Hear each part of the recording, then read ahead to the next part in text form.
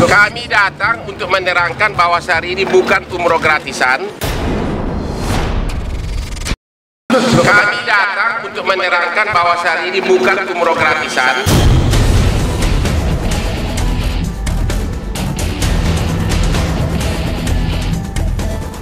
Membuka intens update hari ini mengenai kehadiran Syahrini pada hari Senin kemarin di Bareskrim Mabes Polri untuk kali kedua. Seperti pada kehadiran pertamanya 1 minggu lalu, penampilan Syahrini begitu menarik perhatian. Pemilik jargon manja ini memakai baju ketat warna hitam berhiaskan renda putih di bagian tangan. Kacamata hitam besar berhiaskan kristal membingkai pinggiran kacamata yang ia kenakan.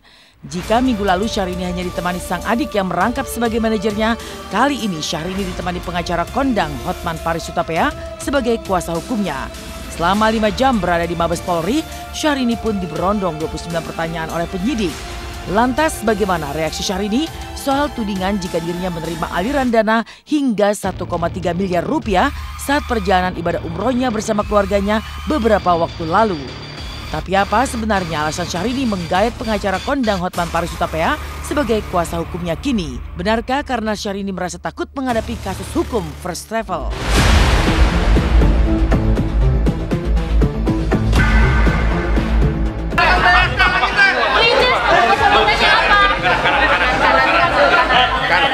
Mana sih? Kanan ya Pak ya? Keadaan, situasi, dan kondisi di Bareskrim dengan Bapak penyidik kita, Pak Bambang. Ya kan? Mohon bersabar pemirsa.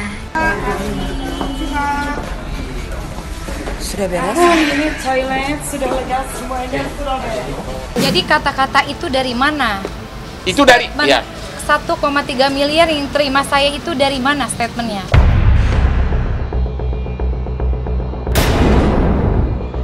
1,3 miliar itu hanya estimasi pembiayaan dari pihaknya travel ini. Untuk segala macam. Dan itu bukan wilayah kita. Wilayah kita adalah membayar 200 juta lebih itu. Dan mendapatkan fasilitas itu dan memposting kewajibannya Syahrini. Itu aja.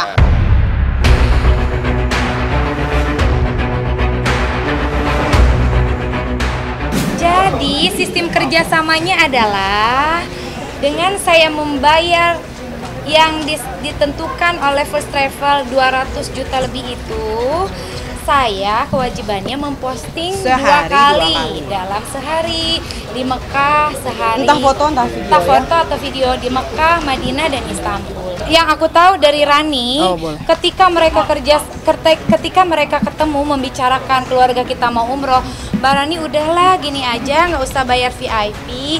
Kita ada program VVIP umroh. Gak usah bayar yang VIP, bayarnya reguler aja. Agar dia mau ikut. Dia yang menyarankan itu kepada kami. Jadi di sini kerjasamanya bukan hanya semata-mata uang diskon atau aku dapat uang, tidak sama sekali.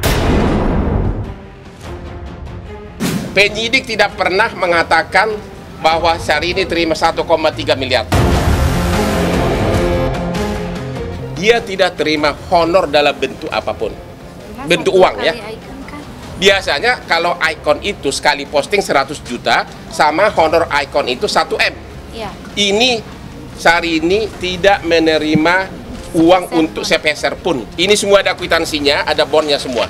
Iya 197 juta. Inilah 167 juta.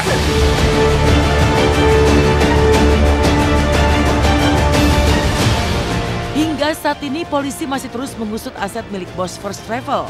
Seolah memahami beban yang dirasakan oleh para korban, Syahrini pun berjanji akan memberangkatkan 10 orang korban First Travel untuk bisa segera menunaikan ibadah umrohnya. Sontak janji Syahrini pun ibarat angin segar bagi para korban First Travel yang mulai pasrah terhadap nasib mereka.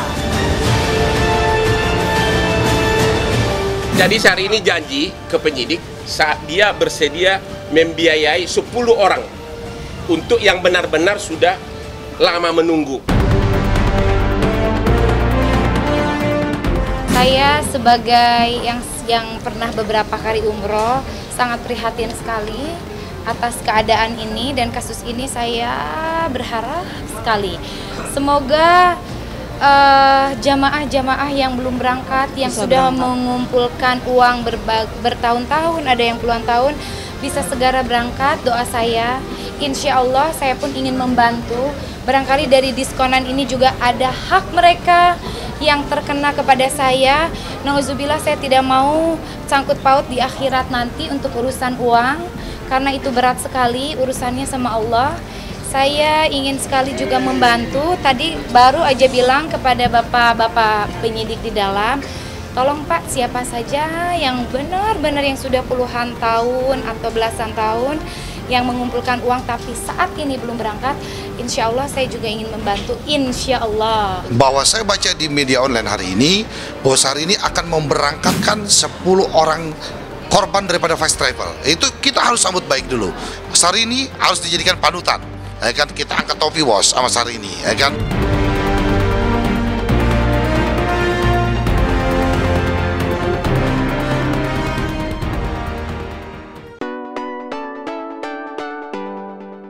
Intens update yang kedua soal kebahagiaan pasangan pengantin baru Raisa Andriani dan Hamis Daud yang belum lama ini pulang dari bulan madunya ke negeri mode Italia serta menikmati keindahan Maldives. Sebagai seorang petualang, Hamis pun mengajak Raisa menikmati keindahan bawah laut hingga mencoba sejumlah makanan yang membuat Raisa geleng-geleng kepala. Begitu bahagianya bisa menghabiskan waktu bersama suami tercinta, Raisa pun kini terlihat lebih cantik.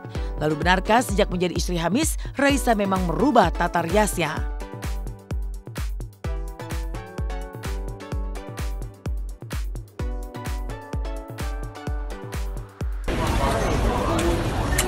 Are you gonna finish it? Oh yeah. All of it.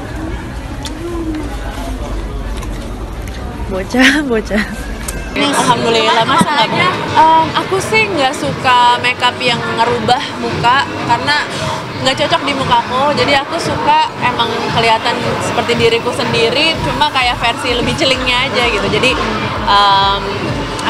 alis lebih rapi, pipi lebih merah sedikit, bibir warnanya kayak bibir kita tapi lebih meronak. Aku nggak terlalu sering lipstick atau eyeshadow kayak gitu. Setelah kisah kebahagiaan Raisa dan Hamis Daud pasca bulan madu, lantas apa yang membuat Alwi Assegaf begitu ingin menemui sejumlah kiai dan ustadz di pondok pesantren saat libur syuting?